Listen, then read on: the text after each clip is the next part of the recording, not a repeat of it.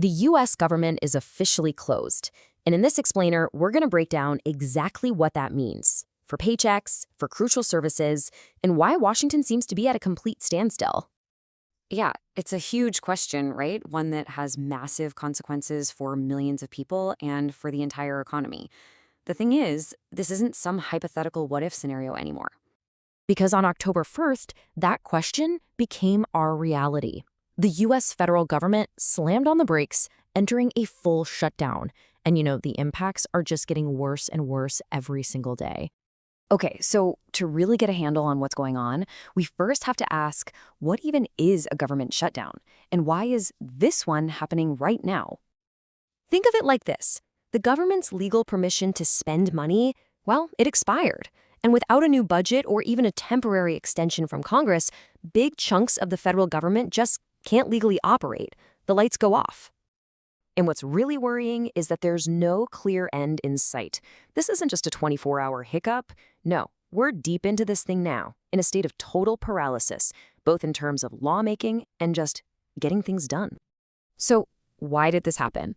It really boils down to Congress failing at one of its most basic jobs, funding the government. They blew past the midnight deadline on September 30th. They didn't pass any of the 12 big spending bills, and they couldn't even agree on a temporary patch, what they call a continuing resolution, to keep the lights on. Just nothing got done. But all this political drama in Washington, it has a very real, very immediate cost for actual people. Take this number, for example, 10,000. That's how many federal employees were staring down the barrel of permanent layoffs. Now, a judge has stepped in and put that on hold for now, but can you imagine? That level of uncertainty is just hanging over thousands and thousands of families. And the effects are just so widespread. You've got most federal workers furloughed, basically sent home without work and, more importantly, without a paycheck. Their pay is just frozen. And that trickles down, right? It slows down absolutely critical services like disaster relief from FEMA. And for those workers, there's just this huge cloud of uncertainty. What about my health benefits? Am I even going to get back pay for all this missed time? And here's something that really highlights the situation. You have hundreds of thousands of federal workers. Their pay is frozen. Meanwhile, who's still getting paid? Members of Congress. Yep, their salaries continue. Right through the shutdown, they couldn't stop. So, the big question is, how did we even get to this point? Let's untangle the political gridlock that's really at the heart of this whole mess. It's really just a timeline of failures. The deadline on September 30th comes and goes. The shutdown starts on October 1st. Then, get this, the Senate tries 10 times to pass a funding bill and fails every single time. And now, the House has basically gone home for a district work period, and the Senate is adjourned. So any chance of fixing this is just on pause. And no surprise here, the blame game is in full swing.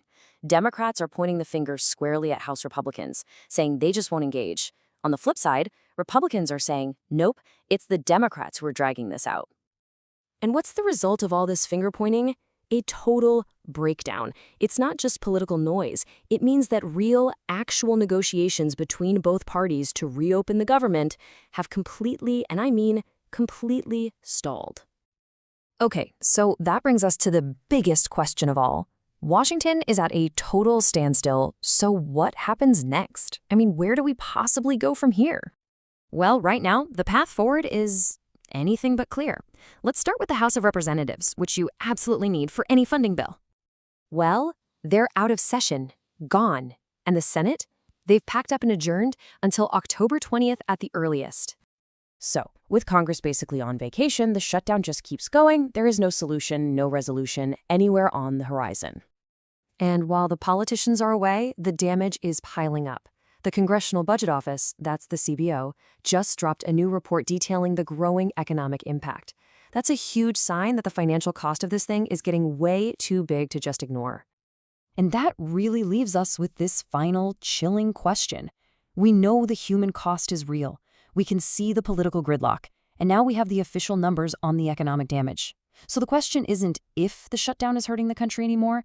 The real question is, how much more damage needs to be done before someone, anyone, finds a way out of this? What is the breaking point?